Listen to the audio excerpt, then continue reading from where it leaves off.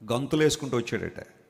Sir thanks అండి, నా జీవితాన్ని నిలబెట్టారు సార్, మీరు నా జీవితాన్ని నిలబెట్టారు, నా జీవితాన్ని బాగు చేశారండి. దేవుని చిరునామా నాకు దొరికింది, ఆయన ఔన్నత్యం నాకు తెలిసి, ఆయన ప్రేమతత్వాన్ని తెలుసుకున్నాను, ఆయన గొప్పతనం అర్థం చేసుకున్నాను. ఈ భూమి మీద జీవించినంతకాలం యేసుప్రభు బిడ్డగా జీవిస్తానండి అన్నాడు. Good to know my brother, చాలా సంతోషం నువ్వు అలా తెలుసుకున్నందుకు అని. రాధాకృష్ణ గారు లోపలికి వెళ్తుంటే ఈయన సార్ ఇంకొక చిన్న సందేహం అండి అన్నాడు. ఇంకేంటే సందేహం అన్నాడు. బైబిల్లో ఉన్న దేవుని గురించి, ఆయన సత్యదేవుడు, నిజదేవుడు, రక్షకుడని మీకు ముందే తెలిసాను అన్నాడు. Of course I know. మరి అలా తెలిసినప్పుడు నాకు ముందే ఇవ్వచ్చు కదండి బైబిల్.